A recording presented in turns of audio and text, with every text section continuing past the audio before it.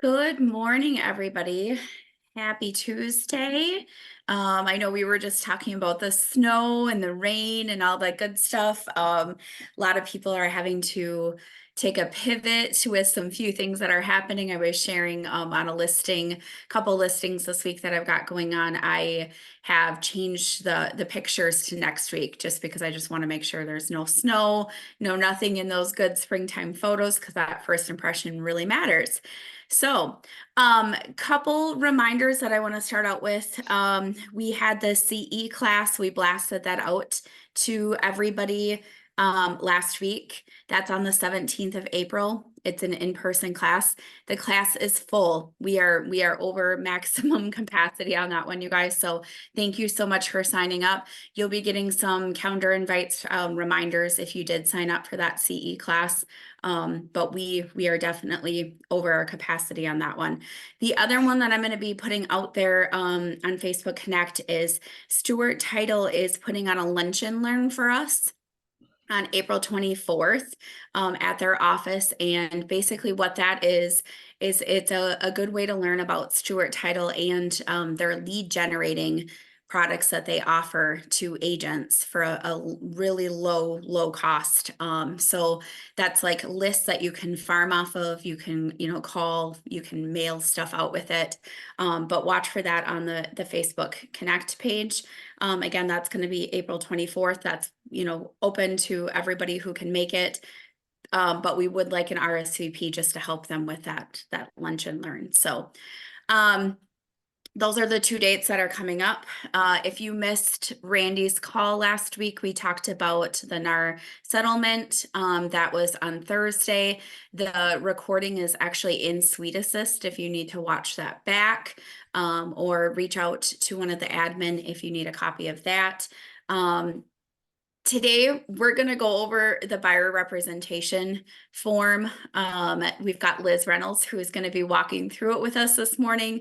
Liz is a top agent here at NRG and an amazing agent and just a great resource. So I'm going to turn it over to her. I do want to let you guys know we need to start being, open to listening to this and making sure that we're going to be pivoting in our business when they do come out with what's happening with this settlement. So I'm going to give it over to Liz and let her walk us through this document here. Liz, take it away.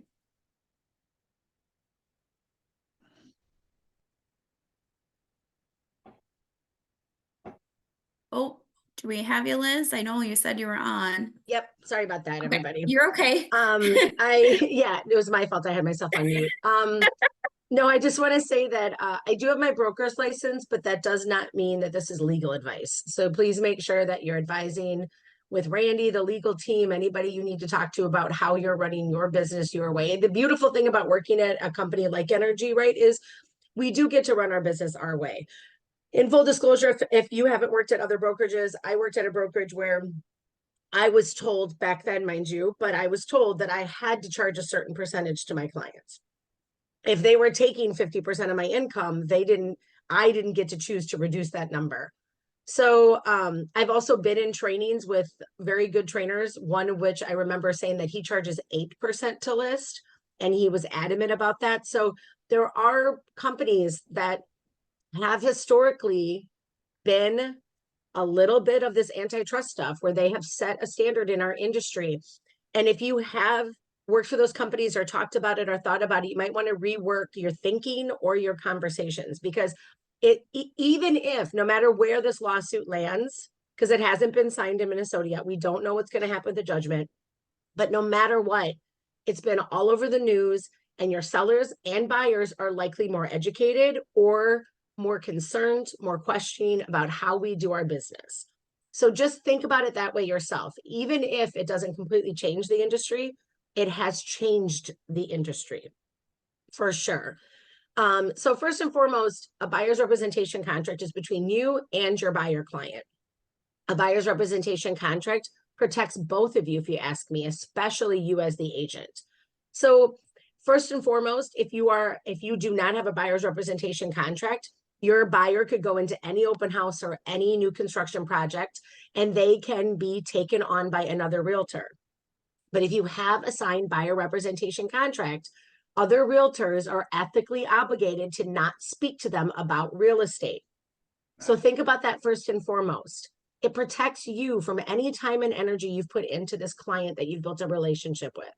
So no matter what, that first and foremost, right? A buyer's representation contract gives you the right legally to represent them and no other agent. And that also states that if you are a realtor and you meet people, whether online, over the phone, or in person, even if you've known them your whole life, you should ask them, are you already represented with a contract with another realtor? Because you don't want to put your foot into their aunt's already helping them, their uncle, some random person that answered a Zillow call is already helping them. It's different if they're helping them. It's very different if they have a signed representation contract. You could get yourself in a lot of trouble. So make sure that you're protecting yourself and you are respecting buyer representation contracts of other agents. So in our industry, we're supposed to give the help me, Jill, with the word. It's the agency relationships and real estate. Agency representation. You have to give that at your first formative contact with a client, right? So some of you are signing no paperwork whatsoever until the first offer. And I get that. That's your business, but it's not how we're supposed to do business. The agency representation or the agency declaration, here's the thing.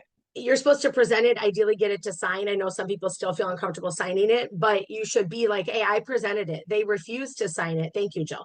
They refused to sign it. That's one thing, or I gave it to them at least. You could say that for yourself, especially if it's by email. There's actually agents who put this as a link on all of their emails. So things like that you could do to protect yourself and make sure that you're doing the right thing. Thanks, Jill. So this is supposed to be signed at first substantive conversation and contact. So let's go back to the buyer's rep agreement. For those of you who don't know my background too, by the way, my dad was a trial court attorney and US attorney for a long time. And I grew up in a legal family. There was legal conversations and conversations about contracts and wording.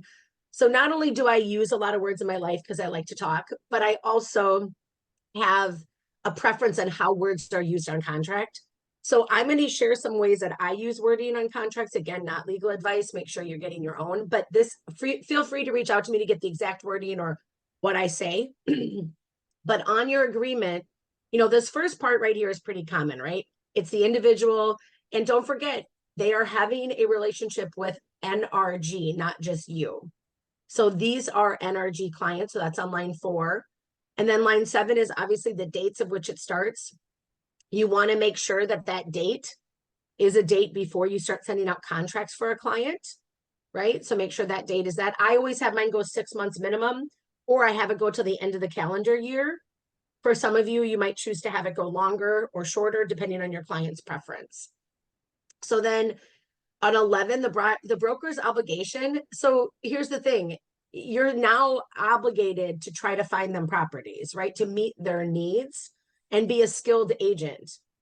And then the buyer's obligation is the buyer. This is important to remember. Your buyer is supposed to be getting a clear pre-approval letter. They're supposed to be getting their proof of funds. Your buyer is supposed to be doing their part of their job too. I have a client right now that I've been working with for over a year. She still doesn't have a pre-approval letter. I keep pushing on her, like, you are supposed to have a pre-approval letter. I am working with her. Mind you, that's my choice. There are some of you that maybe rightfully so run your business that you don't even show a house until they have their pre-approval letter. Probably a better way to protect your fund. Oh, that's actually good. That's really a good idea, Amy. Yeah. I mean, it does give you legal coverage, maybe if they're hurt in a showing, which has, by the way, I have a client who you tell your clients, don't open people's personal stuff, right? You can walk around and touch things that are affixed to the house that are going to be sold with the house. But I had a client walk up to a armoire and open the top, and the door fell off and hit his toe, splattered open his toe, blood everywhere. And he was like, I'm going to sue the seller. And I was like, well, you did open their cabinet, which you're not supposed to. But I'll never forget that client. That was actually like very early in my career, and it was nerve-wracking. So I always make sure to remind people, but like in this weather right now, what if one of your clients slips and falls, right? But Amy, I don't know where on there it talks about insurance coverage, but I would consider, I think maybe in showing time, there's probably some Well, fine I print. mean, like more or less like having that representation that you are representing the buyer, and that they are your client. Isn't that kind of going to save you instead of not having a buyer's agreement? Yeah, I mean, They again, I don't think it hurts you. I'm just saying, I think somewhere in showing time, there's probably some small print about you legally being on randoms. somebody's property. But I don't disagree Okay. with you. That's another reason, by the way, for those of you who haven't been in the business as long, we don't have clients riding our cars anymore. I mean, sometimes it feels like a huge waste of gas, I'll be honest. And I feel really annoyed. And sometimes I'm super happy they're not in the car with me. But we don't ride in cars with clients, and clients don't ride in cars with us, because that can be a slippery slope. And so again, everybody runs their business their way. I am not judging at all. You run your own business, but that is legally why a lot of realtors stop doing that. As women, I didn't always, I see that there's also a safety and protection thing, but more than anything, it was, does your car insurance, are you an LLC or not? Do you want to have a client in your car if you don't have an LLC, by the way? If you're running your business as a solo agent with no LLC, really think about having clients in your car, because you are not covered by insurance if something drastic and terrible happens with that client in your car. So I would really think about that personally. Okay, so line 25, this is where it gets the nitty gritty. So me personally, I would have a buyer's representation contract in place, but with, as Jill and I talked about the other day, an extensive conversation. If you hadn't had it before with buyers, you need to be having now. It has always been that a buyer's representation contract was to protect us, to get paid for the work we did. What you decided to do with that contract was on you. Okay. We currently have a system where the MLS tells us what the seller is willing to pay us. But if you've worked in off market or with investors, or maybe if you've even worked in the industry in MLS, you may have a buyer push back to not want to pay anything, not want to pay more than what the seller's paying you, or maybe they don't understand that the seller's paying you at all, and they're confused, and they think a buyer's agent was someone they had to pay. Well, in the past, in full honesty, I would tell people, oh, you guys don't pay me, the seller pays me. I can no longer say that, and I will no longer say that in my conversation. Buyer's agents are no longer free to buyers. Do not assume that you are ever going to be free for your buyer. So in line 27, though, it is protecting us that during this contract, you can even collect a retainer fee. Now, I could ask for a show of hands how many people have ever collected a retainer fee. From what I hear is most people do that with their commercial business. They do not do that in regular residential, but they do it with commercial. Or they might do it with an investor client, but not with a typical buyer client. Do I wish sometimes I would have collected retainer for the person I showed a bunch of properties to? They canceled, or they didn't offer. Of course, I wish, but I feel like that's just part of doing business in my industry. 1 out of every 10 clients is going to be a complete spend of time. I don't call it a waste, by the way, because you never know what's going to happen, but they might be a big spend of my time. Okay. Yep. You also can pull this up. What is a retainer fee? That's a really good question, Jahan. I hope I pronounced your name right. A retainer fee is where the client gives you money up front. Lawyers, by the way, almost always have a retainer fee, almost always. So a lawyer or other people in an industry might say, listen, I'm going to be doing some work for you, and there is no 100% proof I will get paid at the end. There is no guarantee that this will close, that I'll get commission, that I'll win the case, those kind of things, right? So a retainer is an upfront amount of money. So you might say, hey, for 200 bucks, I'll start working for you, but you're going to give me 200 now. And that is going to be a retainer. Now you can choose to put that towards their commission at the end, commission fee that they have to pay. Yeah. Okay. And it was returned. The check, by the way, Tim, great question. You may never collect money directly, Tim. It must always go through the brokerage. You must always get paid through the brokerage. That's a good question. I'm going to go back to the chat because there was another good statement about retainer. Oh, that's awesome. Again, this is done when the property is far away, driving a lot of gas. Michaelia, I'm so sorry, Miss Bourne. But anyways, yes, everybody, retainer fees are allowed in our industry. If you haven't collected one before and you think that might be your new part of your business, This is where this might come into play for some agents in a way that it never used to. If our industry changes, you might collect that retainer fee up front rather than wait for a closing to get paid. Again, this is your business. I totally understand why people would do that.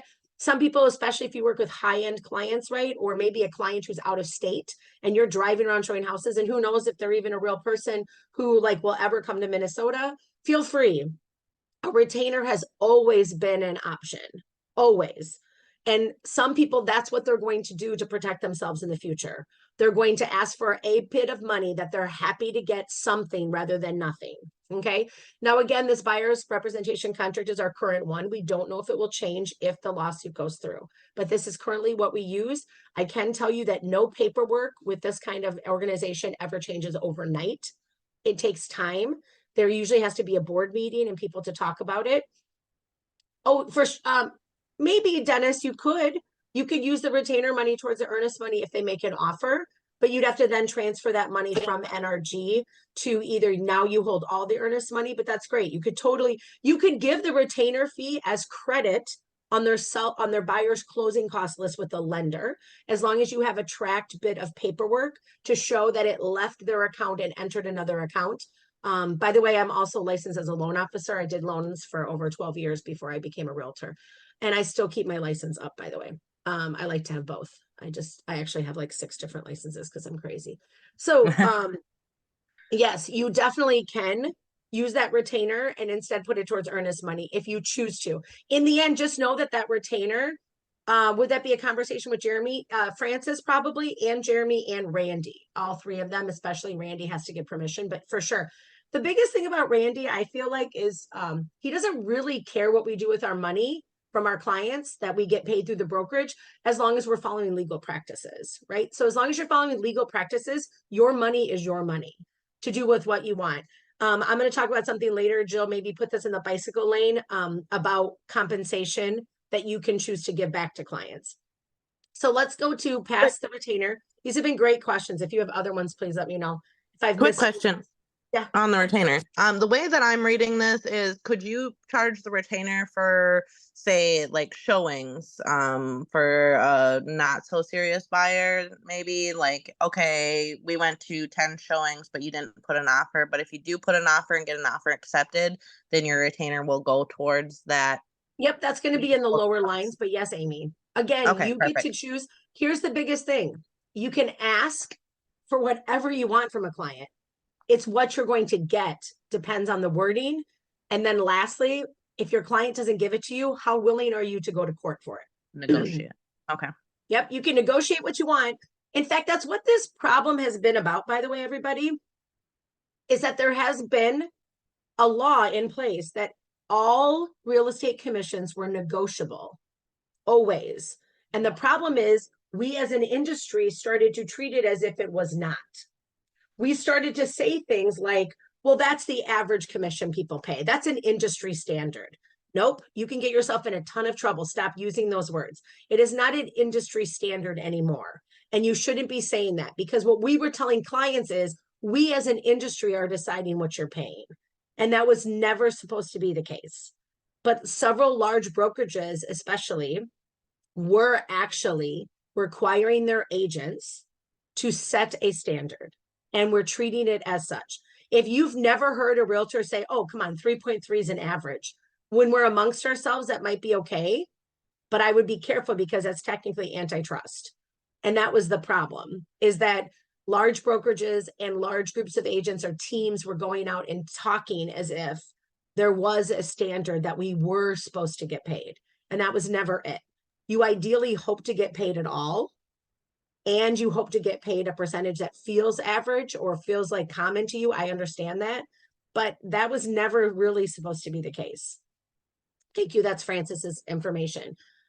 Also, so let's move on to number 2. Now, this is where, and I'm not going to be like a PowerPoint presenter, but I might read some of this stuff out loud.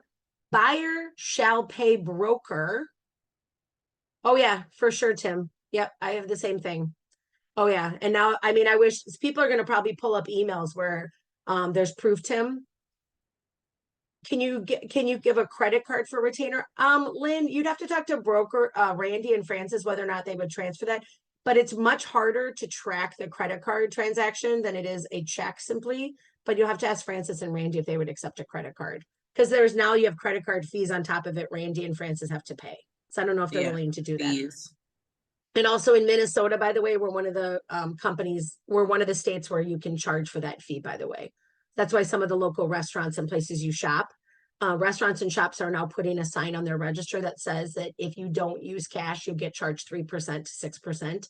That's because the credit card companies are charging them that fee to use a credit card. For many years, again, it was industry standard where credit card company fees were just being eaten up by businesses. And in Minnesota, now it's no longer required. They can pass that on to their clients. So let's go back to this. Number two, line 32. So 30-2. Buyer shall pay broker. Again, it goes through Randy. You do not collect any money ever on your own, ever, if you want to take care of yourself legally. As broker's compensation, and now there's a line for percent of the selling price or now a dollar amount, whichever is greater. Now that's key, but in the future that might change when buyer closes the purchase. So this is where you were saying your percentage. Now I am talking amongst people, so I'm going to talk about numbers.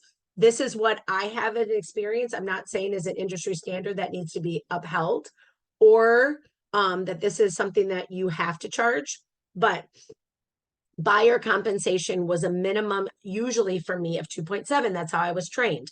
I was trained to put 2.7 there, right? 2.7 is about what in the Twin Cities in previous years agents were expected to get from the sale of a home. Now, here's the thing. When you went to MLS, you didn't always see the number 2.7 listed. That's, by the way, the biggest part of this lawsuit. My takeaway is they're just not going to put it on MLS anymore. By the way, listing agents' rates were never shared with anybody. Listing agents' rate of commission was never shared except for on the HUD and the Alta. It was always shared. See, now Amy's saying down in southern Minnesota, they consider it 2%. So again, I'm talking about in the local Twin Cities area on average. I've been in the industry since 2002. Since 2002, it's been about 2 to 2.7%. So 2.7, I'm just using a number to make things easy, guys. So 2.7% of the sales price or a blank dollar amount, whichever is greater. But that's only if they closed a deal. This is not the retainer. This is if they closed a deal. So here's the thing. As somebody said to me recently, they're a loan officer, been in the business a long time. If you think about being a realtor for how many years you've been in the business or how long real estate's been around where people get paid commission, if house prices used to be on average, I'm just going to throw out numbers, 100 grand, and now an average house is 200,000. Okay. You've just doubled the price of the house, which means you've doubled your income as a realtor. And so my friend who's a loan officer said, no other industry is having a world where their income has doubled over time and they're still complaining about their income. Sale prices of homes have gone up. The work in our world has actually, though, decreased, if you ask me. This is my personal opinion. You no longer need to go to a listing agent's office and collect a key and then go to the property every single time. You no longer need to do things where you had to actually pull up comps and do your own spreadsheet to show them comps. Our jobs have in some ways gotten easier. Now, if you're new to the industry, you didn't know that old world. I understand you don't know what I'm saying, maybe. But if you're over the age of 30, you know what the world is like before the internet, maybe. I don't know if that's, I'm going to be 50 in a week. So for me, I know the world before the internet. I know it before cell phones. My uncle is an appraiser in Iowa. He's the first appraiser to ever get his license at the age of 19. He's been in the industry for over 60 years. And he can tell you that it used to take no less than 6 weeks to do an appraisal. No less than 6 weeks, because they had to literally physically print photos and tape them onto a document. So all of our jobs have technically gotten easier.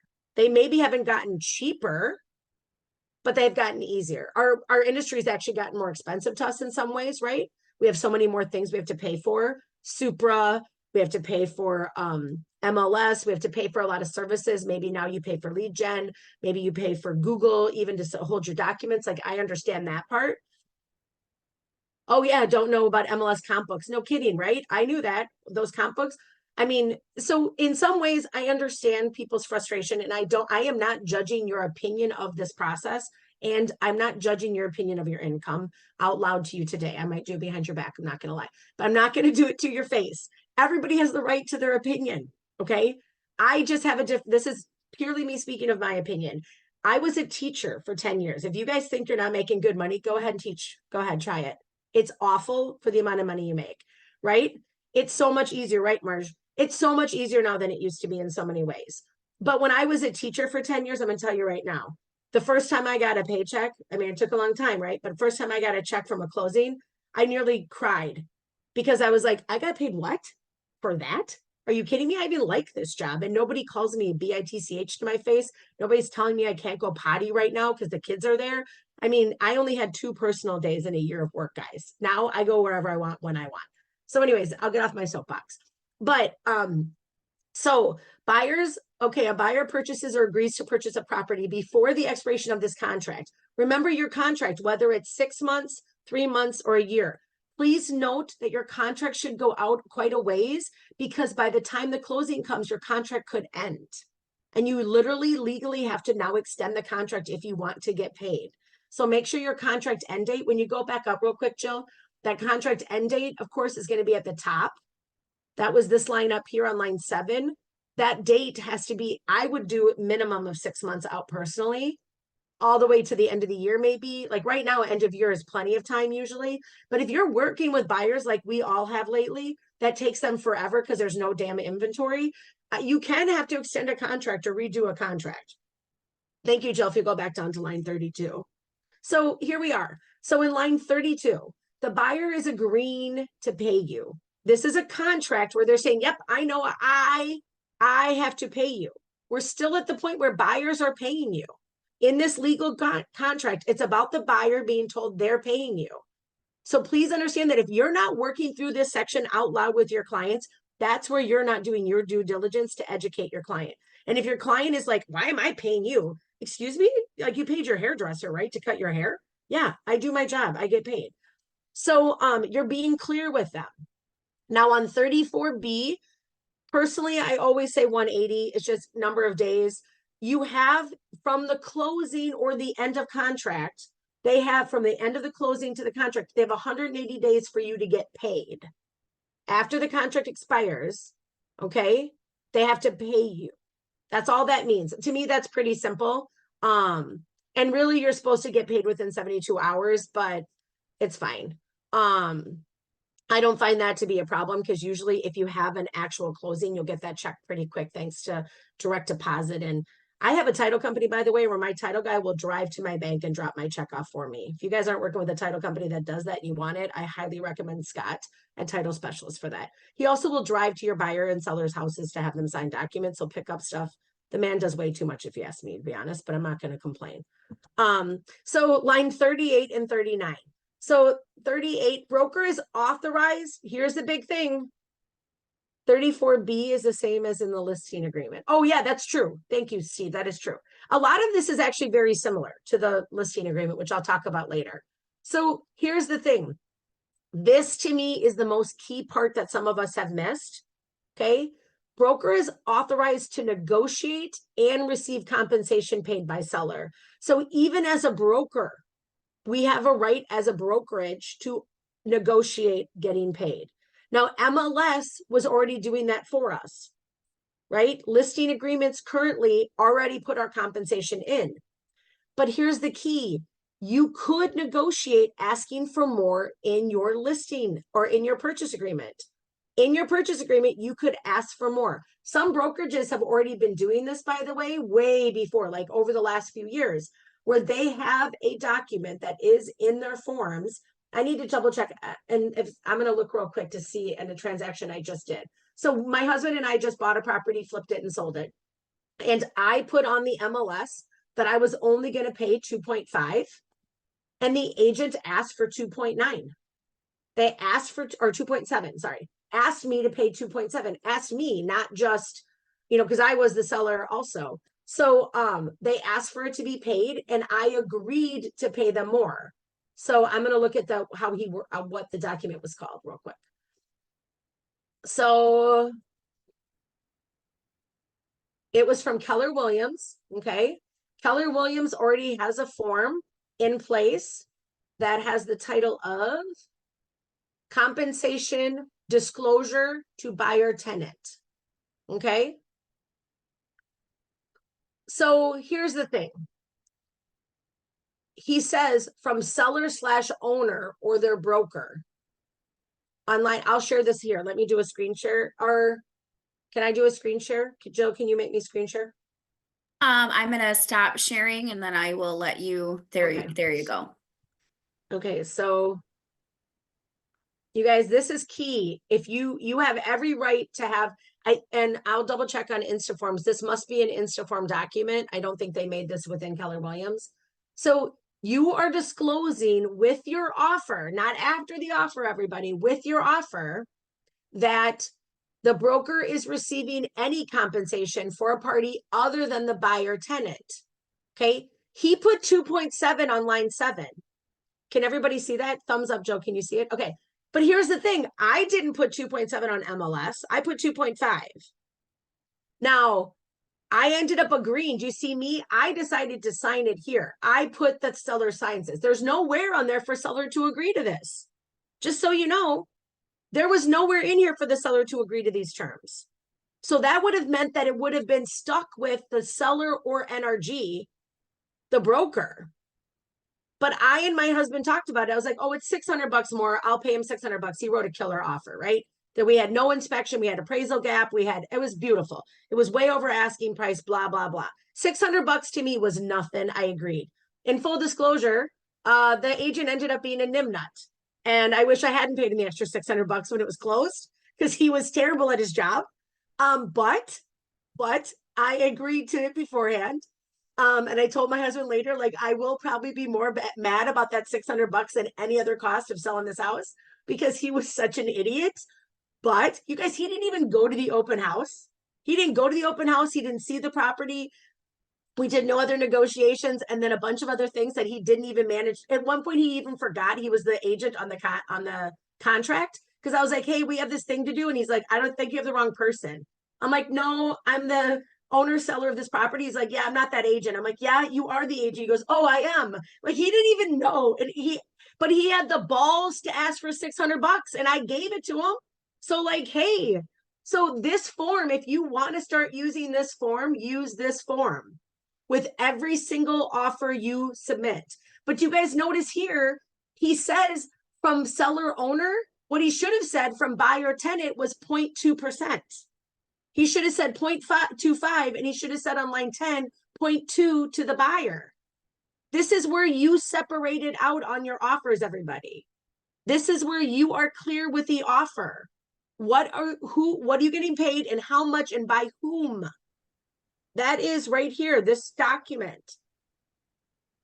It So is if an you're not, Insta form. yeah, it's on Instaform. So you guys can use this at any time with every offer you submit.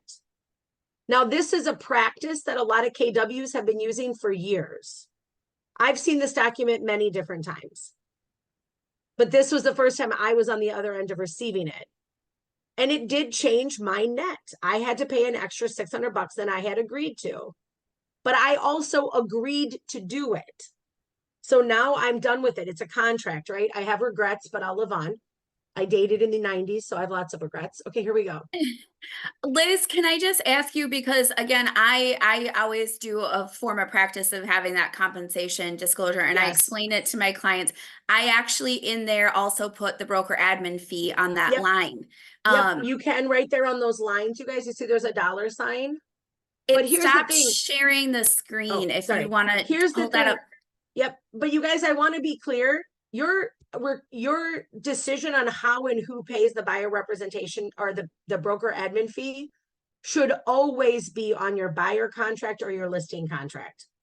It doesn't have to go on the PA. It doesn't have to go on this document if you have already had them sign it. But Jill is right. There's nothing wrong with repeatedly mentioning it. Now, you again have every right to pay it yourself. You have every right to ask for $100 paid for your client. You have every right to ask for all of it paid for your client. You have a right to ask for it, but if they don't sign the contract and where it's noted and stated, you have no legal right to charge it.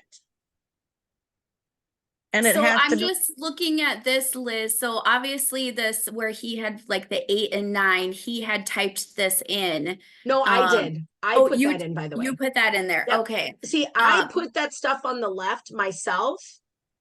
I did because I also kind of wanted his client to see, like, by the way, your guy's asking for more money. Personally, I wanted him to know, like, hey, your guy's asking for more money. I put that in because again, I'm a little nitpicky with wording. Okay. And I wanted to be clear. I have a added quick that on the question. side. Yeah, If you said no to that, then he had to it get it just, from his buyer. Well, if I refuse, here's the thing. This, I could have said, I'm refusing to sign that because he and his client are, look at this, Jeff. He and his client are agreeing to get more money from the broker. The broker nor the seller have agreed to these terms. That's the weird thing in this document, you guys. If you look at this document, there's no place for seller to sign. There's no place for the broker to sign. So it's a mess.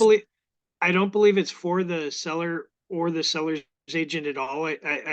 I've used it just purely as a letting the buyer know who I'm getting paid from or how they owe me money. I And so understand that. But to be clear, I don't think you would have had to sign it at all I know. and it wouldn't have been enforceable. Well, that's the thing. It wouldn't have been enforceable. That's what I'm trying to say. So this form, you're telling your client you're going to get 2.7% of the sale price. He says that in the document and it says from whom, but he didn't, it should have said 2.5 because that's what was on MLS.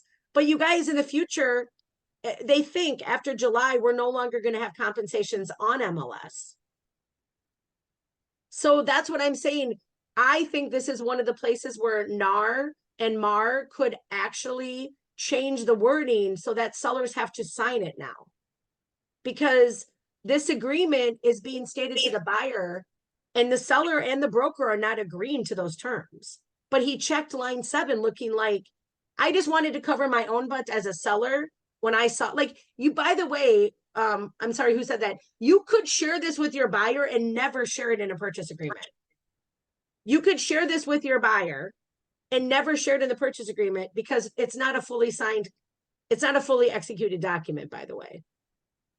It's not fully executed by, I mean, it's not fully executed by everybody in the PA. It's only between him and his buyer. So you guys are right. I did not have to pay him any more than 2.5, and this was not enforceable to get more compensation. But I think MAR and NAR should consider this document with all parties signing it, all agents, all buyer sellers. That's just my 2 cents. But I was showing you guys how it's always been possible for you to ask for more money. It's always been possible for you to make it clear, is what I'm trying to say. Like, this lawsuit is sort of new in a way, right? It's going to freak some people out, but a lot of this stuff was already in place. I think our biggest thing is no longer assume you are going to be paid at the end of a closing if you're a buyer's agent. Just, I'm telling you right now, do not assume you will be paid. Like, it was pretty much always assumed in the past because MLS told us, but do not assume anymore. Tim and I had a question. Are agents charging more than require on a broker admin fee? Yes, they are. Some agents are, and you're welcome to do that according to Randy. You want to talk to Randy about it before? The fee is now $5.95. There are tons of agents in our company that have charged more than $5.95 or $4.95 for years. But I would walk through that with Randy first. And then what happens is that just gets added to your income that is paid out by the brokerage. But again, Amy, that must be stated in your buyer or listing agreement. And that your client is agreeing to pay such fee. Oh yeah, there's agents that are paying that have for years charged $700-800 broker admin fee. It's been up to them, but again, you'd want to talk to Randy about that if you're going to do it. Confirm with Randy you're doing it. Because Randy's in the end who gets the money first and then gives it to you. And then second, make sure it's on all of your contracts signed by buyers and sellers. Does that help? Anybody have other questions in that? Hey, Amy, I've actually asked Randy about that and he did approve it with mine. I've done it with a few transactions already, so.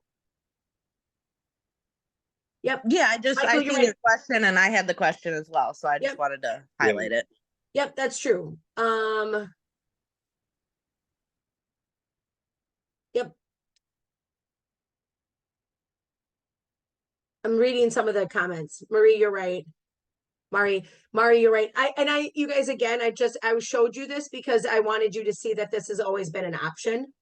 And what I believe in the future, this will be a form that'll be with almost every PA starting after July. I think you're going to see these a lot more often. So if you haven't seen them nor been using them, I highly recommend you consider it. I will tell you guys too that just because I came from the Keller Williams world, they actually taught us to make sure these are all filled out, and they also taught us to send this compensation disclosure over with our PAs. Yep. Which is not required, but it's something that Keller Williams does. Like, they teach you how to do it. They have way more forms that they require than what normal brokerages do, because they're look at these forms that, I mean, they're literally, and these are requirements of Keller Williams. So it just kind of depends on the brokerage, and something obviously happened that they're trying to cover their ass. Yeah, and honestly, you guys, there's a lot of documentation, and it should be. And there's no way, Marge, I think you and I could have hours long conversations about this. The world is only getting more regulated, not less. So there are always going to be more and more and more regulations coming out. So just pay attention to what's required versus what's requested. Randy definitely doesn't have, my husband works for an agent at Fathom, and his agent, I mean, he has to send screenshots. My husband has to do so much more paperwork as a transaction coordinator for Fathom than he ever had to do for an NRG. So just something to, to know about. And again, as Jill just said, if you want to cover your butt, put it as a best practice for yourself as soon as possible. It's just a way to like cover yourself as things are going. Oh, that's interesting. CC, yeah, this is the thing. Randy has told us that we will do $595 from now on. So you guys have to be doing $595 with your clients. I have a client that's really upset about it, so I'm just paying the extra $100. Big deal. Like I'm eating the 100. Again, some of you who have worked for bigger brokers like Jill and I have talked about, and other people, I paid 50% of my income plus a monthly fee, plus a desk fee, blah, blah, blah, and admin fees of whatever to other brokerages. Like, there's all different ways that real estate is run in the Twin Cities by all different kinds of brokers. With Randy, you could legitimately not pay anything to work for him if you got your clients to pay the broker admin fee every time.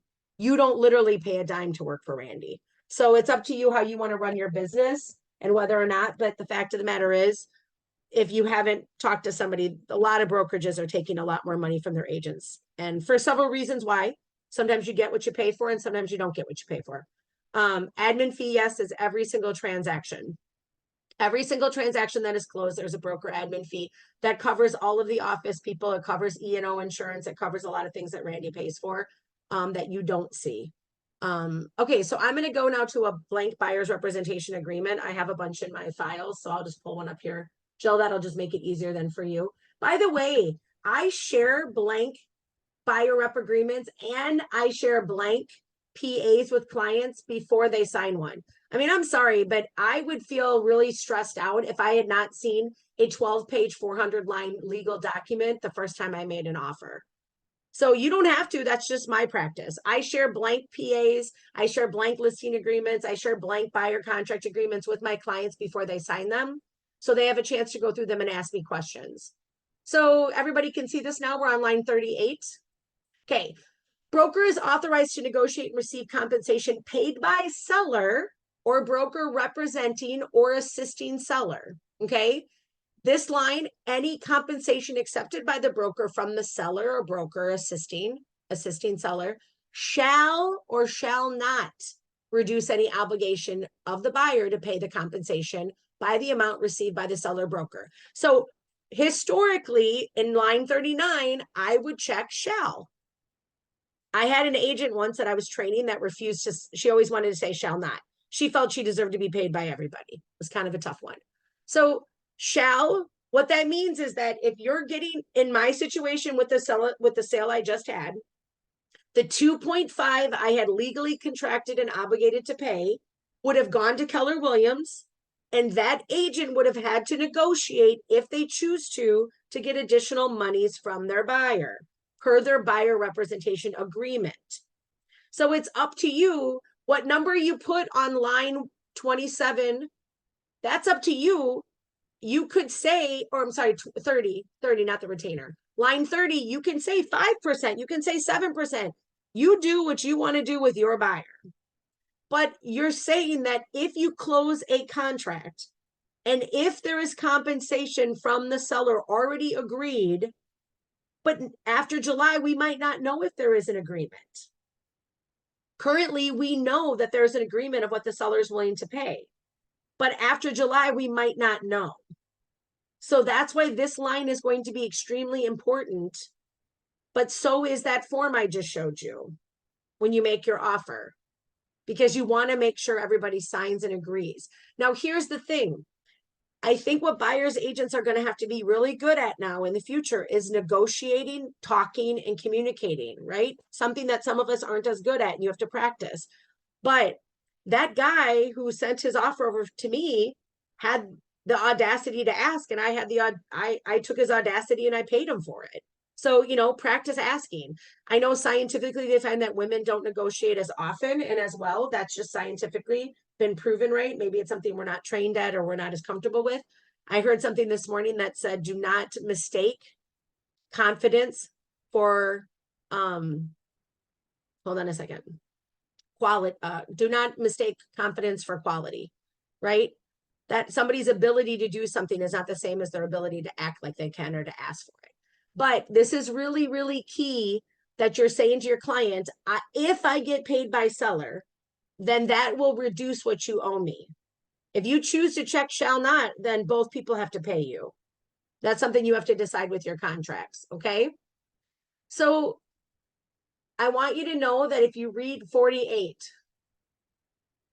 this is a big part, right? Buyer's actions in locating property may affect payment of compensation, may therefore obligate buyer to pay all or part of the compensation in cash at closing, okay? Here's the thing. If your buyer has cash flow, which if you're under the $500,000 sales price, probably they don't, right? I'm listing a property right now that's $940,000. The chance of that buyer having enough money to pay their buyer's agent is there. This is really going to impact first-time home buyers, people under the $300,000 sales price. It's really going to impact people with Minnesota housing. It's going to impact those people the most. People, this might be a big concept for some of you to think of. Every sale in Minnesota over the years has pretty much, if it's been through MLS, the sale has included both agents' commission in the sales price. It's been paid through the sales price. So when you look at a house being sold, it's probably got a 5 to 6% commission rolled into the sales price. That 5 to 6% commission went to the seller out of their net, and then it was split by the brokerages. That's why sellers are suing. That's why people got mad because of that. But the fact is, this money's got to come from somewhere. Agents are going to maybe do a deal every now and then for free, but nobody wants to do this work for free every time. So something is going to have to bend or flex or change to make it happen. But if you look historically, most of the Twin Cities homes sold on MLS have included a 5 to 6 to 7% broker fee that was then divided by the two people selling the deal. Or if you were doing a dual agency, you were getting both sides of the coin if you were a dual agent. That's why there's a lot of these dual agents that probably should be more upset than anybody else, because the dual agents are like less likely to maybe work out like they used to with getting the big check. But I'm going to talk about that in a minute when I talk about listing agreements. So this is your buyer rep agreement. Again, the rest of it makes sense. That isn't talking about your compensation, you guys. But here on line 127 through 131, this is where I would start adding some verbiage. One, this is where you should mention the broker admin fee right here in other. And I use the verbiage of buyer will pay $595 broker admin fee at time of closing. Okay. That's where I put this line. But you might need to put in this line, compensation may be negotiated based on the terms of the offer.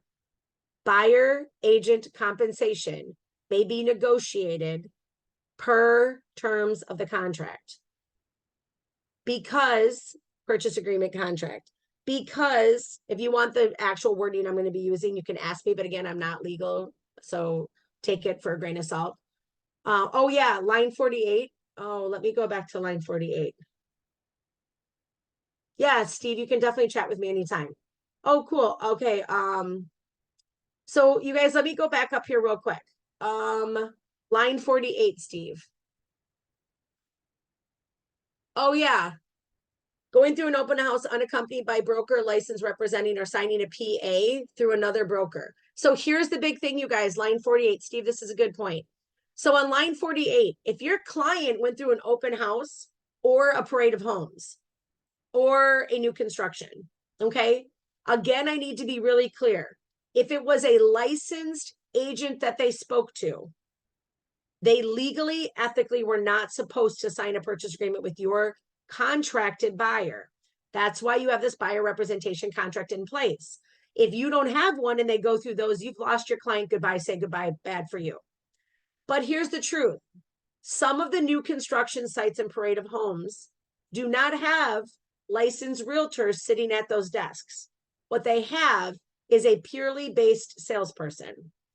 Lennar Homes specifically has signs throughout the properties of their model homes that say, if your agent isn't with you, kiss their ass goodbye. Doesn't say that exact wording, but I think it's close. So anyways, if you don't go with them to a new construction site and they speak to a salesperson who then pushes them into a room with a realtor, there is a form that says they're breaking their contract with you. Because the salesperson in the front is the one who's trying to encourage them. Actually, I apologize, you guys. The word, it is not that they're breaking their contract with you. What they're saying is Lennar Homes will not pay us. You're going to have to go after the buyer on your own for your money. So what they do is they have a salesperson, because it's not a licensed realtor. A salesperson can convince them to sign a PA and doesn't care if they have a relationship with you as an agent on a buyer contract. If it was a licensed realtor, they would get in trouble. That's illegal. Now, illegal might be a strong word, you guys. Unethical. It may be illegal, but it's unethical. That's part of our agreements, by the way. You are not to speak to someone, if you're a licensed realtor, about real estate if they have a buyer's rep agreement with someone else. Am I making this muddy? Do people track what I'm saying? Did I confuse things? No, I You think can so. get I fined think for it. I think you can get $1,000 fine per Okay, thank occurrence, you. and then it goes up. Okay, so just to be really clear though, when this is talking about like just an open house, by the way, if you're not holding open houses on your homes, please do. I mean, I know that it depends on the price range or whatever, how it's priced. When I did the open house on my flip property, in 2 days, we had 70 people come through. 70. Some of them were just nosy neighbors. I don't care. I still get to know them and they know I'm an agent, right? Doesn't matter who comes through. Please be welcoming to everybody who comes through. Stop. First of all, put down your paperwork and your phone and talk to people when they come through open houses. Why bother to hold one if you're just going to look at your damn phone and you're not going to talk to people? Second of all, if you don't want to talk to people, bring a lender in with you who wants to be a partner. If you're nervous about being there alone, bring a lender partner. Lender partners want to go to open houses if they're smart.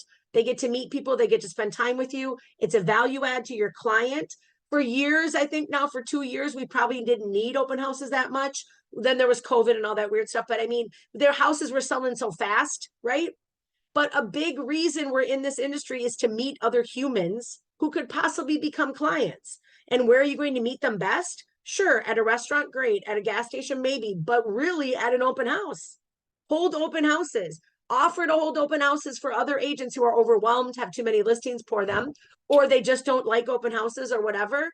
Offer to do them for them. Okay. Go through Francis and tell them you're interested. Go on the Facebook group and send out notices. By the way, my $930,000 property, I'm holding one open house, but if somebody wants to hold one in Medina Hamel, reach out to me. You're more than welcome to hold an open house this weekend at that property. An open house is exactly how you find clients. Exactly. I mean, talk to people. No kidding, right? Oh yeah. I got a 10,000 Lennar sale off of Doug's Open. See, listen to all these guys. Open houses make a big deal in our industry. I love open houses, but I could talk to a stone. Okay, so here we go. We're going back down to the section. Anybody else have other questions right now? 127 through 131 is where I'm at. So Liz, can this I have you say again, you said, Yes. you were saying buyer's agent compensation may be negotiated. per Say that terms of again. the purchase, yep, buyer's agent compensation may be renegotiated based on terms of purchase agreement offer, purchase agreement slash offer. And the reason I'm using that verbiage now, you guys, is because if you get to a situation where your client is able to make an offer on house A and it's upfront and honest, they know the seller's going to pay big, everything's done, great. But then if that offer doesn't get accepted now on B, you need to talk to your buyer and say, hey, you're going to have to help me get paid. We're going to have to figure this out together. I do want you guys to know a couple of things. I have friends who are very good at being loan officers. They're like savants, how smart they are. Fannie Mae and Freddie have never, ever agreed to have funds from a mortgage on a closing document go to an agent for compensation, ever. So you should not expect automatically that, similar to seller paid closing cost, you can just increase the sales price to roll in you getting paid. You still have to have that as seller paid closing cost. It is not going to be added to their loan amount. The lender is not going to write a bigger check to pay you. The lender is only paying for the house. They're not paying for the lawnmower. They're not paying for the coffee maker. They're not going to pay for your income. So the only way to get paid is for the seller to agree to pay you or for the buyer to agree to pay you. I'm going to talk specifically about working with buyers who have no money for a little bit here. Minnesota Housing is a loan that they are taking. So Minnesota Housing is not necessarily going to be down payment assistance money. It's called down payment assistance money. It's not called agent payment money. So they may not be able to pay you with that money either. Grants given by, like right now, there's very few grants, but one of them is in Scott County. You can get $8,000 for your buyer. That may or may not be able to be used as agent compensation. I would assume not. What can happen is you go into a $200,000 listing.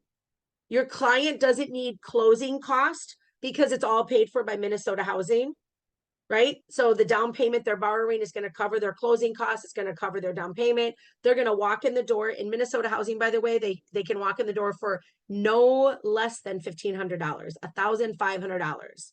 Okay, $1,500, and they get to buy a house. The rest is borrowed through what are called soft seconds or secondary mortgages with community seconds.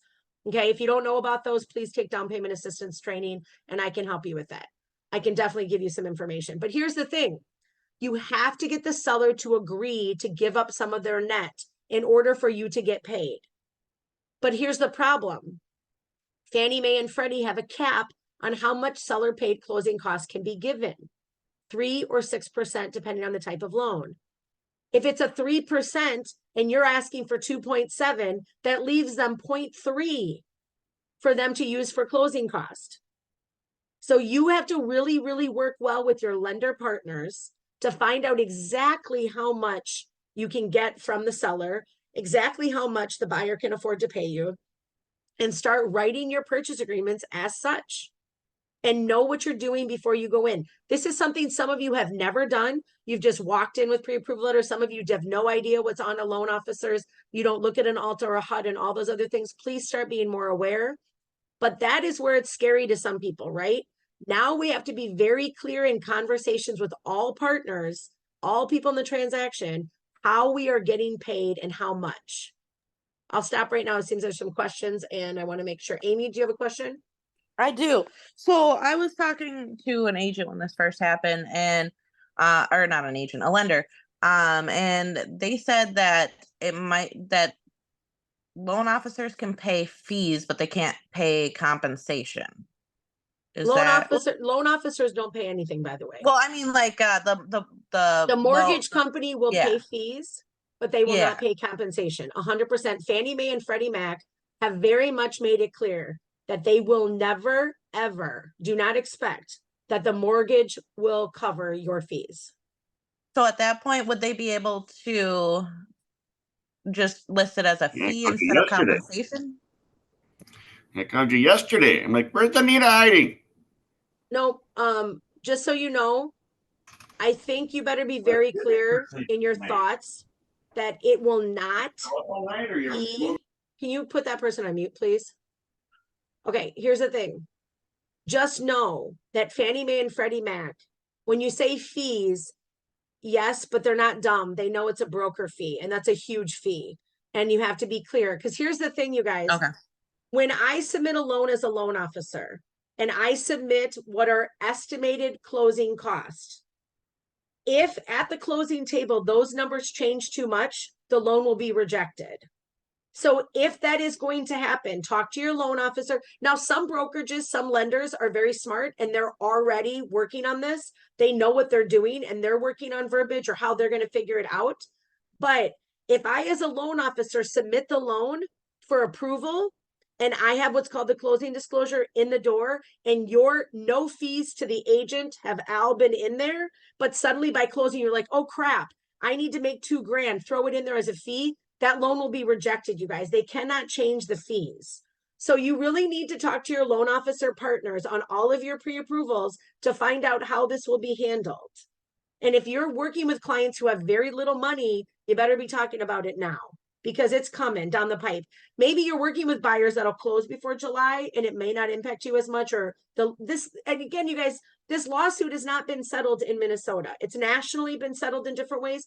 We don't know how it's going to impact us in Minnesota. But in full disclosure, in some states, this has already been implemented and buyers agents are no longer getting assumed pay.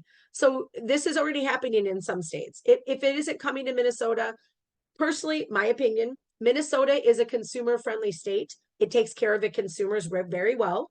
And so the AG and the state are likely to lean towards what's most protective for consumers, which is, no matter how you slice it, more communication, more transparency, more honesty, and probably a reduction in what you're used to making.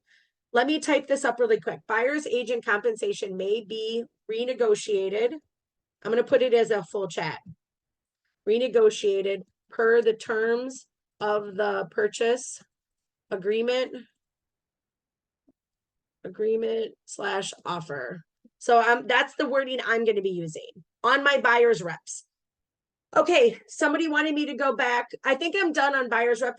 Is everybody comfortable on buyer's rep at the moment? I'm going to go to, oh gosh, you guys, it's been over an hour. Am I talking too much? Is everybody okay? We're good here? Keep We're going. good. Thank you. Okay, Yep, so here keep we going, go. Liz. This is a listing contract. My favorite thing. I get to keep talking. Okay, so listing contract. Very much same at the top, right? The contract starts, blah, blah, blah, price, blah, blah, blah. I'm not going to go through that. I'm not going to go through that. Here we go. This is the key part.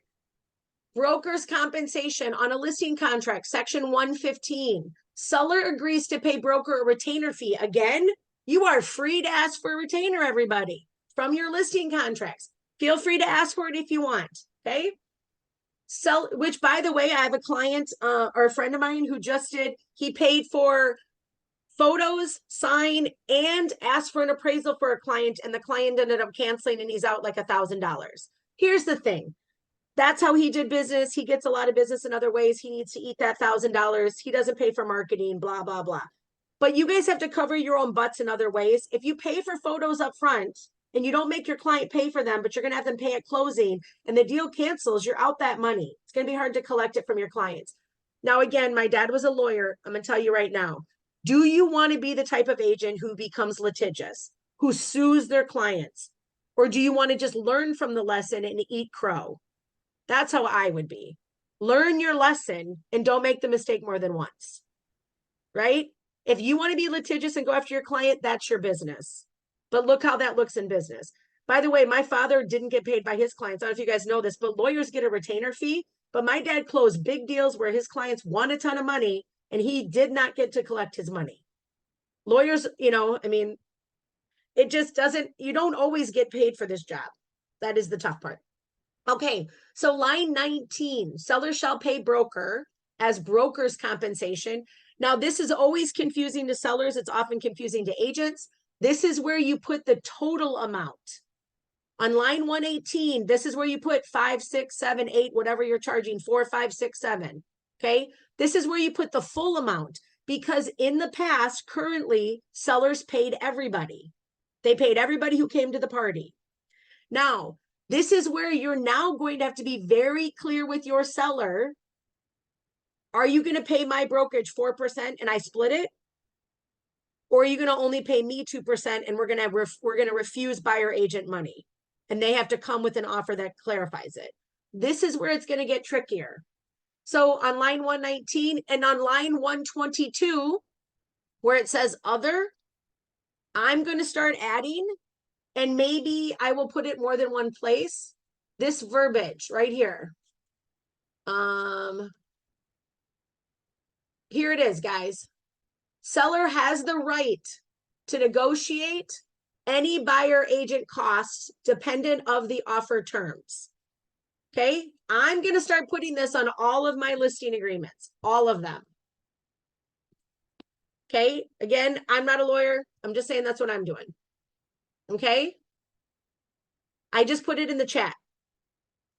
Because even though they've agreed to an MLS upfront amount, my seller has the right to negotiate based on the terms of the offer. Again, I put that in the chat if you want to see the exact verbiage. So if you're trying to see it, just look in the chat. Cute baby, Amy. Okay, so up here, this is the reason I'm putting that in there. Because for right now, I'm doing a usual situation where on line 147, it says compensation shall be offered to competing brokers. This is our current listing contracts. So my seller is agreeing to pay a competing broker. And I, by the way, on line 149 went down to 2% because the house is $939,000.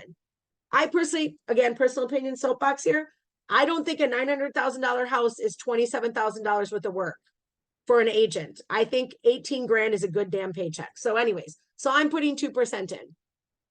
I did look, and average listings are paying more, but I don't care. Also, by the way, it's my cousin and I'm trying to help him save some money. It's expensive. He was going to have to pay $72,000 in commissions working with a different agent. He had an agent approach him with 8% listing fee. Who are these people? Anyways, sorry, soapbox. I know some of you will be mad that I feel that way, but I don't care. So here we go. On that language, quick question. What would independent or dependent, would that make a difference? Independent of? Yeah. Independent of the offer terms? I don't know. I don't know, Jeff. I'm going to research that.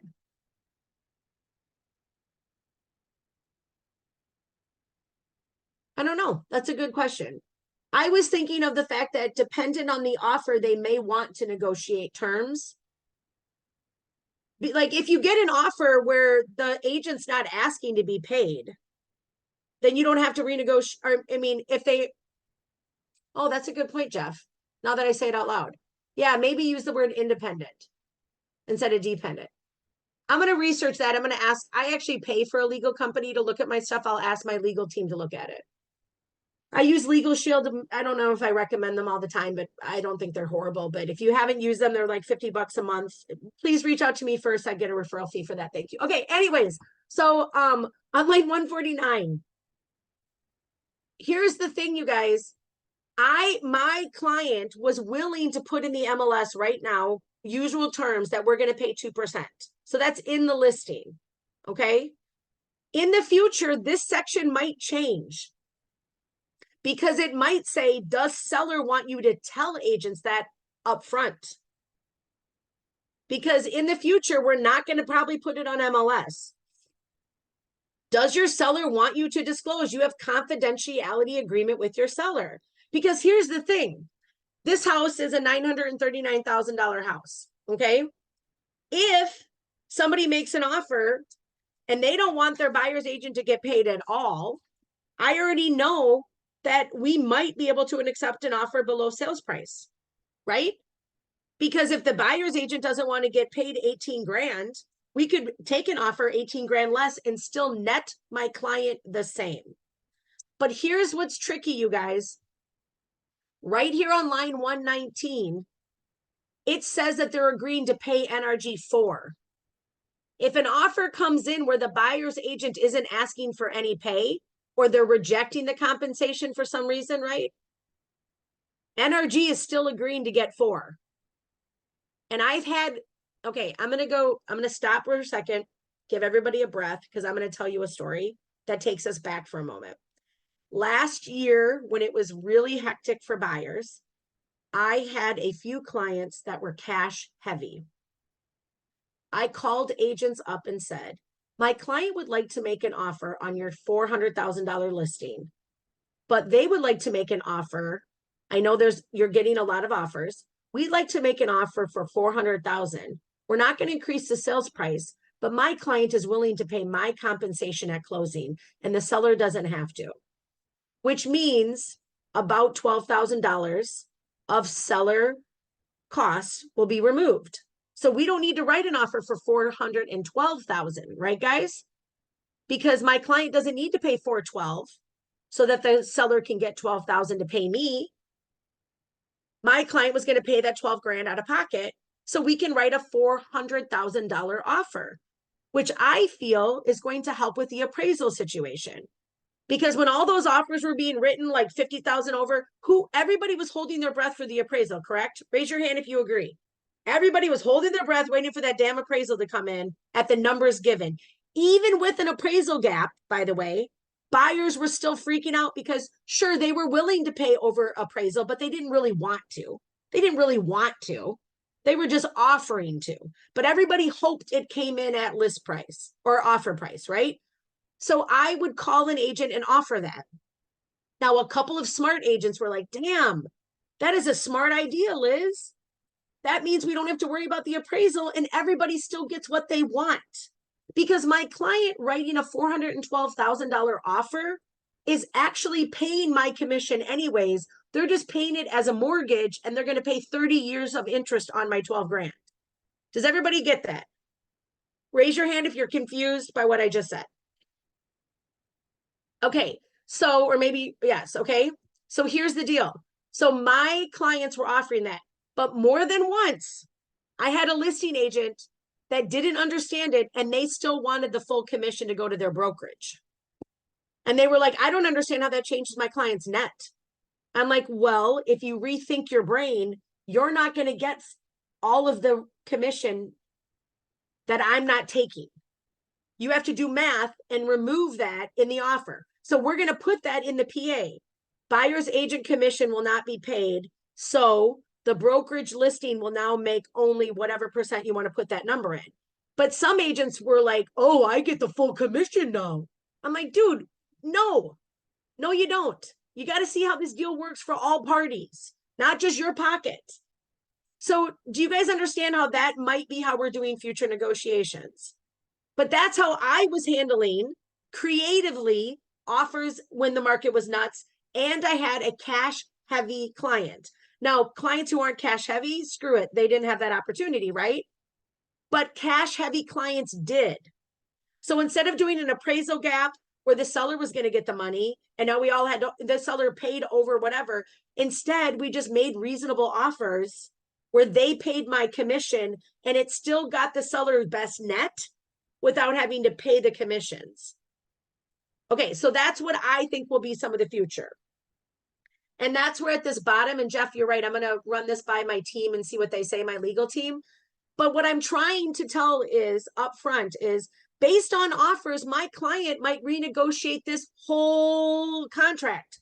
They may not pay 4% to NRG. They might only pay 2%. And in full honesty, sometimes if a deal comes through and things are tight, historically, I can take a hit on my commission to make a deal work. If you've never thought about hitting your commission to make a deal work and you've lost a deal over $500, rethink your business model. But here's another thing, you guys. I've listed properties with a on MLS reduced commission rate, and I have had agents call me to whine and complain. And I'm going to call it whining, right? Why are you only paying 2%? Everybody else pays 2.5. Guess what? Ask your client for that 0.5. Or move along, Sally. Move along. Here's the other thing. People have said, you guys want to know what's sad about our industry? Do you know their thing agents and loan officers, consumers have said to me when this lawsuit came up? Well, you know, agents won't show houses if you don't give them good commission. Wow, that's how little they think of us. That there is going to be a preference to show a house based on how much money you're going to make. If that's how you run your business, please leave this industry. And I'm not joking right now. Just leave. If you're driven by the money and not by the consumer's needs, I'm sorry, but this is not the right business for you. And you're ruining it for the rest of us. But I have had whiny agents complain to me. Oh, you're only listing it. Guess what? You don't have an agreement with my seller. You have an agreement with your buyer, not my seller. My seller wants to make maximum net. That is their privilege and their right. And let's be honest, over the last few years, the sellers got everything they wanted anyways. No inspections, appraisal gaps, blah, blah, blah. Sellers were greedy as all get out anyways, and they got whatever they wanted. And sadly, that is exactly what happens. But in the end, you do not have a contract with my seller. You have a contract with your buyer. You can legally go, you can submit that form that agent did for me.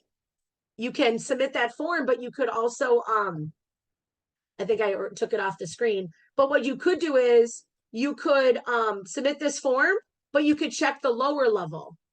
Look at this form. I don't know if I'm making you dizzy. You could check line 10.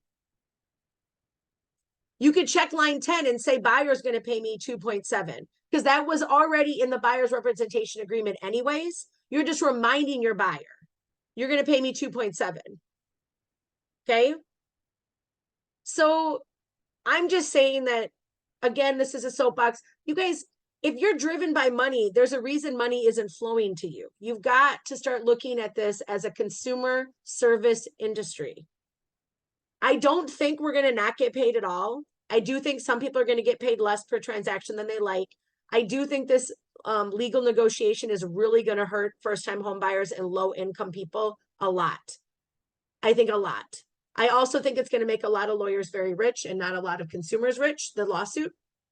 But that's mine. Exactly. Thank you, Andrew. Yes, I've negotiated myself to drop.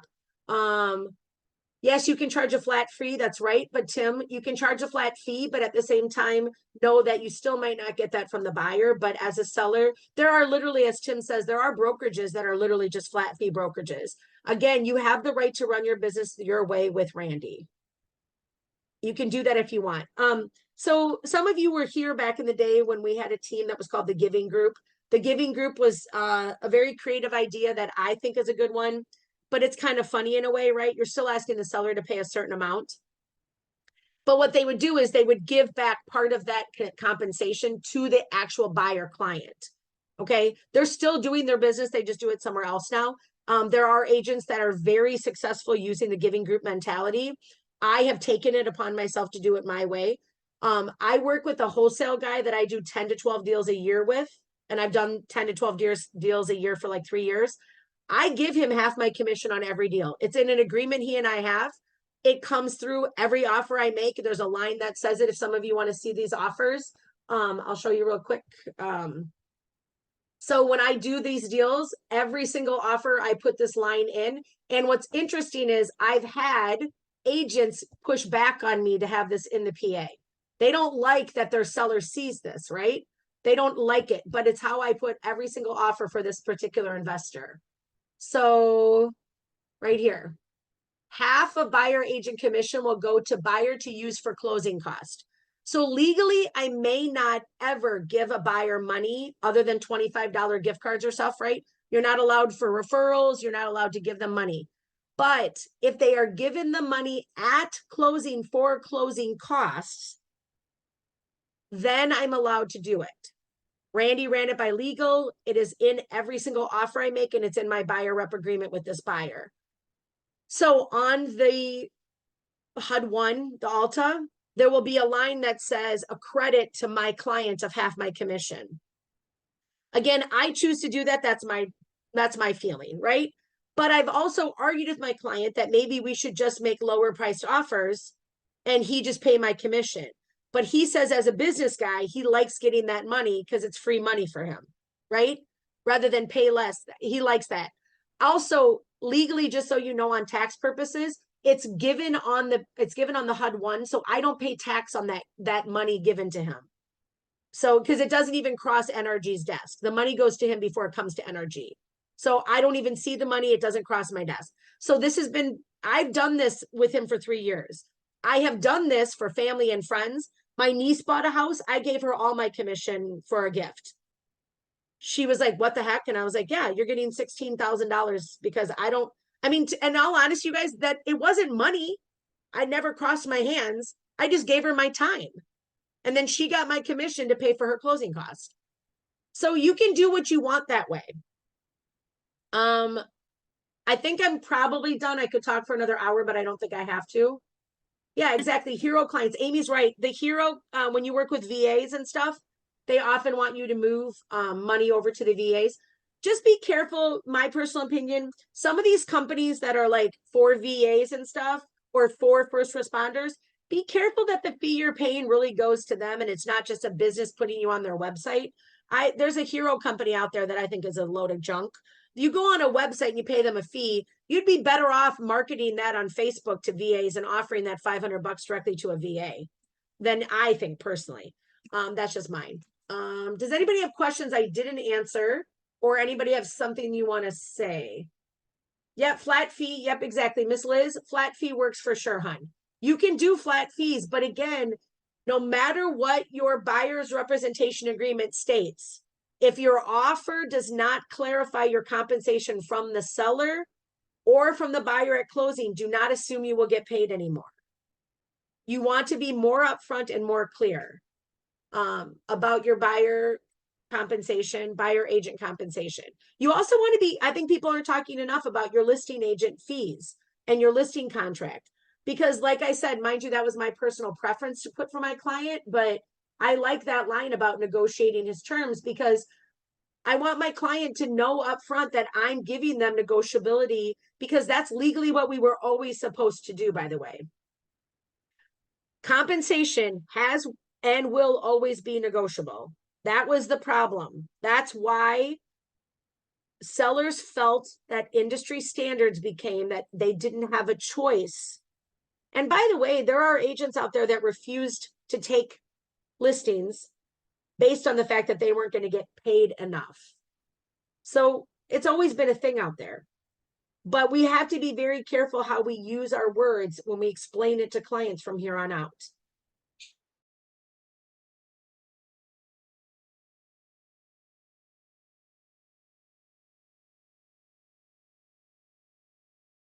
Okay, please understand that. It's negotiable until the contract is signed. It's negotiable till the listing is signed, the purchase agreement is signed. That's where the negotiations happen. After they happen, it's harder to negotiate, right? They still might try to, but you have a legal binding obligation with them. Okay, but it's negotiable before it's signed. Raise your hand or say something if you have other questions or want me to address anything Liz, else. I'm just gonna bring this up because I know I know Randy has, we've had a gazillion phone calls, messages around the fact of I can't get people to sign the buyer rep agreement. And I then explained to them how I talk to people about it and how I'm educating them the value. I say it and I said it in the meeting the other day. It's like I'm dating you and you're dating me. How do you, what's the tips, tricks, advice that you can give agents for that? So first and foremost, you kind of should trust your gut. If that client is really pushing back that hard, why are you fighting to date them? Why are you wanting to work with them? Let's be honest. They're probably going to be a damn nightmare. So just walk away in the first place. Be careful what you do for money is what my coach says. Be careful who you choose to work with. Be thoughtful, be persistent, and be particular. Now, when you're hungry and new for the business, I understand. But why are you driving around to 10 to 15 showings with somebody who doesn't even want to agree to pay you? On a whim, they can pick anybody else, right? Yeah, thank you. Thank you, Miss Bourne. So think about that for yourself. And you can say that to them. I might say to a client, you know what? I respect that you are not ready to sign this buyer's rep agreement. I don't know if that's based on you deciding that you're not ready to shop yet, seriously, or if it's that you don't feel I deserve my compensation. Either way, I think it's best we just wait until you are ready. I'm a very do it busy one time. agent. So I say to them, I'm not exactly sure why you're pushing back on the signing the buyer representation agreement, which is a way to protect me for compensation for the work I'm doing. It could be that you're not really serious about buying a house right now, or it could be that you don't feel like I deserve compensation for the work I'm doing. Either way, I think maybe it's not time for us to work together then. Come back to me when you're ready, because I'm taking time away from my family and from other clients, and I want to make sure that my time is valued. I respect my time as much as yours. I don't want to go out looking at houses with you if you're not really ready to buy anyways. You got better things to do. Value right there. Value. Value. So there is a person, there are 2 women out there that I took a class with about a month ago that talk about what's called your value proposition. They talk about how you can state your value proposition to clients. They are working, by the way, and please, everybody, please know, have I worked with worthless clients and wasted time? I have. Please don't think I'm that perfect. Don't think that I haven't picked the wrong person to work with and I have just like have them spent all my energy and money. They have. So please don't think I'm perfect. Just know that that's what I would say if I was ideal. Again, I dated in the 90s and online. So if you can only know how much time I've wasted in my life anyways. So here's the thing. I want to be really clear. You do have value. This job is a good job. You deserve to make money. You do work hard, but you just might want to rethink your motivation for this job. If for this job, your motivation is you think you're going to become rich, you're not. If you think for this job, you're going to help people out and make damn good money doing it, you are. That's it. I make really good money, but I also help a lot of people. If all I thought about was the money, that's why maybe you're not closing deals. That's why you're not bringing the right people to the table, because you're leading with the money. You're leading with the paycheck. And it takes a long time for that to come. You guys, it does. Also, if you've never worked with coaches, you might want to work with coaches to think about it. But really, the best thing about this job is being upfront with your clients about your time. They need to feel like they're the most important person, but you also have a right to go on vacation with your family, to turn your phone off. And honestly, I hate to say it, but I've gotten better about setting boundaries. My spouse and my children will tell you about setting boundaries around what clients can get from me. But last August, I took 3 of the 4 weeks off. I was with my family traveling and on vacation 3 of the 4 weeks. And I closed more deals that month than I did any month of my career. I'm not saying that's perfect. It doesn't happen for everybody that way. But once you start to set proper boundaries with your clients, once you start to manage your time appropriately and work with only people who value your time, move on. I have a lady, oh my God, she was a listing client, met her through Nextdoor app, went and met with her face to face. She was litigious as all get up, loved to tell me all the people she was suing, loved to tell me how many people in her building she hated, blah, blah, blah. And then she was like, I'm ready to sign a listing agreement with you and I want to work with you. And I said, I don't think we're a good fit. Oh my God, did she blow up Randy's phones with phone calls and my phone and my email telling me that I had to work with her and I wasted her time and she was going to sue me and blah, blah, blah. Randy backed me up on it at first. Randy didn't back me up because he thought it was pretty funny. And he was like, that lady keeps calling me and it's annoying. Can you please take care of her? And I was like, I'm not working with her. I'm not. And I had all of the emails I had where she was like, she emailed me and said, the AC in my building isn't working. You need to call the bitch at the front desk and tell her to fix it. And I was like, first of all, you are not my client. And second of all, no, I'm not. So I literally wrote her an email and said, I will no longer be taking your phone calls. I will not be answering your text messages or your emails. We do not have a representation agreement and I am not representing you. Good luck. The lady was nuts. And I would have been miserable. And Miss Liz, I know you've been in the business more than a day. You've worked with some nutty clients too, right? Like, you got to be careful who you pick to work with. Be, specific. And honestly, yes, exactly. I dodged a big bullet, right? She was so litigious, you guys. Oh my gosh, she would have sued me left and right. But here's the thing. I also, though, had established business and I wasn't so hungry for a dollar that I took on that tough client. I know some of you are new or you're struggling. I respect it and I understand you guys, but you might regret that client you're working with. Also, by the way, a buyer's representation agreement can be canceled at any time by you as the agent and by them. Okay? That's totally fine. You can cancel. You can have Randy sign a thing. You can cancel your contract with a client. You don't have to represent them. Worst case scenario, you can ghost them until the 180, until the contract's over, right? For some of you, maybe you don't want to sign a long contract with the buyer up front. Maybe you want to test the waters. Some of you maybe don't want a buyer's representation agreement because you don't know if you want to work with them, right? Like Jill said, it's dating. You maybe aren't committed to them. But a buyer's representation agreement should protect you more than anything. But don't forget that agency representation does need to be signed. Or at least try to get them to sign it. Yeah, exactly. Look up their address too. Oh yeah. Oh, that's true. Yep. You really want to ask a lot of questions, you guys. Think your business. I don't know. I think to ask about and look up their address, because we get so little info on MLS now in the Yeah. history. But really, I did not know that a property I listed that was showing up pre-foreclosure. That made Oh, a yeah. huge difference. it did. And it Are you wasn't, and it wasn't anything, you know, so, I mean, Are I you should have talking known about better. Blaine there, Marge? Yes, Oh my yes. God. Horrible. Marge, I still haven't got all my commission. We're waiting for this check back. yeah. It's Marge a has had nightmare. Yep, it was a nightmare. See, so like you really want to know what's happening and what's going on. I feel like everybody probably is done for today, but at any time, you guys reach out to me. I have a broker's license. I'm not your broker, but I am a kind person that can help answer questions or talk to you. Nothing I say is written in stone is the right way. It's how I run my business. It's what works for me. But if you ever want to sit down and chit chat, I don't like coffee. I think it's gross, but I'll go out for ice cream with you, or I'll do a Zoom chat with you or whatever. I also want to say, people in this group, by the way, like Jeff, you came in to help me at a property. Like we're here as a team, right? Like everybody should sit down and chat with each other whenever. We're not in competition. We're not.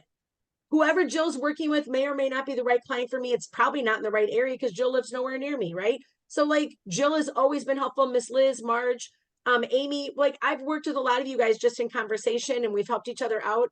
Keep that mentality up. That's where you'll be successful, and other agents will want to work with you too. I just have to say this. Thank you so much for bringing the fire today. I'm on fire. I know that other people, I can see it on their face. They're like, yes, this is what we needed. Again, you guys, value proposition, knowing that there are people behind you that will help you. Yeah. Literally just said it, but literally we have to pivot. We always have to pivot through this, and we are going to be a-okay if you start educating your clients, educating yourself, and really coming up with a way that's going to work moving forward. So please talk to your lender partners, everybody. If you work consistently with a lender or a lender you know and trust, talk to them now about, oh, thank you, Tanya. Thank you. That's very kind of you to say. Here's the thing, you guys, talk to your lender partners on how they want you to structure deals and what is financially possible for that individual buyer you're working with. Do not assume it across the board, but talk to people about that. And also, if you've never sat down with your lender to understand a HUD or closing disclosure and that, please sit down and look at the ALTA line by line by line. Look at those things and find them, learn about it yourself as a client. Ask your title company to share one with you and that kind of stuff. Everybody have a great day. I really appreciate your time. And I'm always here for you guys. And I want all of us to be successful and have an amazing year. I think it's BS when everybody's like, oh my God, 2024 is terrible. It's not terrible, you guys. It's not. We need more inventory, but don't forget, there will always be these: death, dying, divorce, and downsizing. Always. The 4 Ds, always. So there will always be listings. You just got to find them. That song is coming up, like, let's go. All right. Thanks, Thank everybody. you Have a so great much. day. Bye, guys. Have a great week. Thanks for your time and expertise, Liz. That was awesome. Appreciate Thank it. you. Thanks, Jill. Bye, guys.